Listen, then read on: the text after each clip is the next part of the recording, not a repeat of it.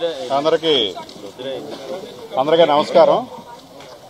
ఇది చిరంజీవి గారు ఈ ప్రత్యేక సమావేశాన్ని ఏర్పాటు చేయడం నిజంగా అభినందనీయం. ఎందుకంటే సమస్య జటిలమవుతున్నప్పుడు అలాంటి ఒక పెద్ద మనిషిగా ఆయన వచ్చి ఇటు కార్మికుల కష్టాలు అటు నిర్మాతల కష్ట నష్టాలు తెలిసిన వ్యక్తిగా ఇరువైపులా ఇద్దరికీ ఆమోదయోగ్యంగా ఉండేలాగా ఆయన ఆలోచిస్తున్నారు. మమ్మల్ని కూడా ఒక మెట్టు మీరు దిగాలి, ఒక మెట్టు వాళ్ళు దిగాలి అన్నట్టుగానే ఆయన మాట్లాడుతున్నారు ఈ సమస్య పరిష్కారం అవడానికి.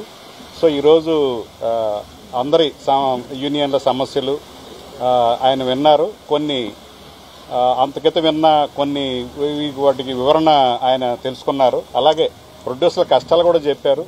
వాళ్ళు 9 to 9 వాళ్ళ సండేస్ ఎందుకు అడుగుతున్నారో కూడా చెప్పారు. అసలు ఈ సమస్య పరిష్కారం అవ్వట్లేదని ఫెడరేషన్ నిరసన కార్యక్రమంగా అనుకున్నది మీకు వివరణ ఇస్తున్నాను నేను. అది రేపు జనరల్ బాడీ సమావేశం కాబోతోంది.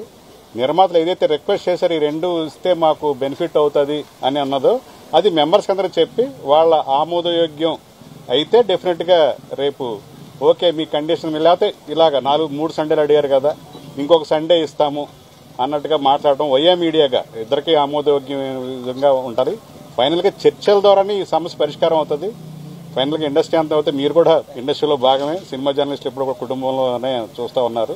సో ఇక్కడ ఏమీ కూడా ఎవరికి వాళ్ళు మీడియాతో మాట్లాడి ఒకళ్ళనొకళ్ళు రెచ్చగొట్టడం కాకుండా అటు ప్రొడ్యూసర్లు కూడా టెక్నీషియన్లు అవమానించే రీతిలో మాట్లాడడం కానీ, అలాగే టెక్నీషియన్స్ మాకు ఫుడ్ పెట్టేది ప్రొడ్యూసర్ అనే కన్సర్న్తో ఉన్నారు కాబట్టి వాళ్ళలో కొంతమంది పరుషబద్ధ జాలాలు వాడకుండా ఈ సమస్య పరిష్కారం అందరూ మళ్ళీ తిరిగి సినిమా కుటుంబంలాగా అందరూ కలిసిమెలిసి ఉండాలని ఆయన ఆకర్షించారు. మేము కూడా డైరెక్టర్ అసోసియేషన్ తరఫున నన్ను ఇక్కడ కోఆర్డినేషన్ కమిటీలో నన్ను పెట్టినందుకు మేము కూడా అదే కోరుకుంటున్నాం. రేపు నా రాగానే అడిగారు నిరసన ఉందనుక నిరసన అనే కార్యక్రమం ఈ సమస్య పరిష్కారం కావట్లేదన్నప్పుడు జరిగింది. ఇప్పుడు అది సర్వసభ్య సమావేశం అయింది.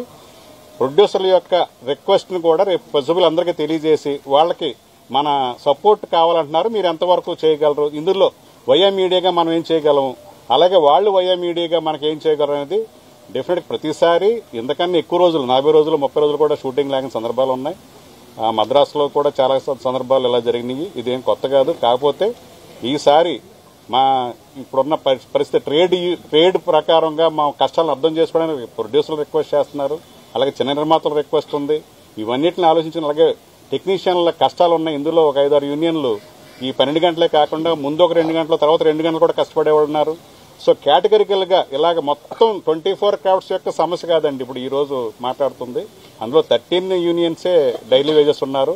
ఆ 13 యూనియన్లో కూడా ఒక 5-6 యూనియన్లు ముందుగా లేచి వాళ్ళు ఓనర్ దగ్గరికి వెళ్లి అక్కడ ఎక్విప్మెంట్ ఎక్కించుకుని మళ్ళీ స్పాట్కి వచ్చి వాళ్ళు ప్యాక్ తీసి ఇలాంటి చాలా ఈ 12 అవర్సే కాకుండా 2 అవర్స్ అంటే ఇంచుమించు 16 గంటలు పనిచేస్తా ఉన్న వాళ్ళని కొంచెం అది ఒక 5-6 యూనియన్లు ఉంటాయి, వాటిని కొంచెం స్పెషల్ మెన్షన్ చేయండి అని చెప్పడం జరిగింది.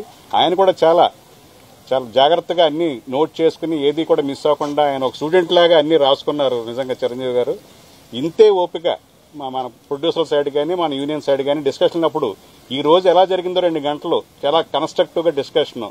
ఛాంబర్లో కూడా మా సైడ్ కానీ ప్రొడ్యూసర్ సైడ్ కానీ ఇంత కన్స్ట్రక్టివ్ గా మీకున్న ఇబ్బందులు కేటగిరికల్ గా మాట్లాడుతూ ఉంటే ఈ 3 గంటలు ఈ 3 నెలలు టైంపాస్ అయ్యేది కాదు.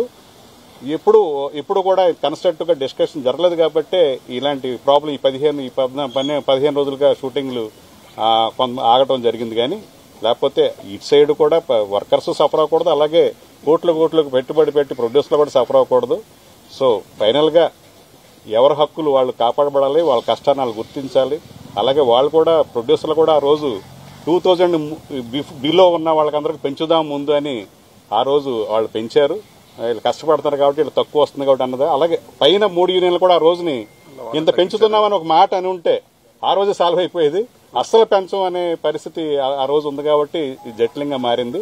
సో మళ్ళీ ఈ రోజున మళ్ళీ వాళ్ళకి 5 పెంచుదామని ఒక మెసేజ్ ఇచ్చారు. మళ్ళీ అది కూడా రేపు నెగోషియేట్ అయ్యి మళ్ళీ చిరంజీవి గారే చాలా ప్రోయాక్టివ్గా వాళ్ళని కూడా పిలిచి మీరు చెప్పిన సమస్యలు వాళ్ళకి చెప్తాను, వాళ్ళు చెప్పిన సమస్యలు మీకు చెప్తాను కాబట్టి మళ్ళీ ఇద్దరిని కలిపి ఒకేసారి సాల్వ్ అయ్యేలాగా చేస్తానని చాలా ఇనిషియేట్ చేసినందుకు నేను చిరంజీవి గారు నిజంగా మనస్ఫూర్తిగా ఓ సినిమా పరిశ్రమని అందరినీ బ్రదర్హుడ్గా చూసే ఆయన ఇనిషియేట్ చేసినందుకు ఆయనకి మొత్తం టెక్నీషియన్స్ అందరి తరఫున ఆయనకి ధన్యవాదాలు తెలియజేస్తూ థ్యాంక్ యూ అండి. ముందుగా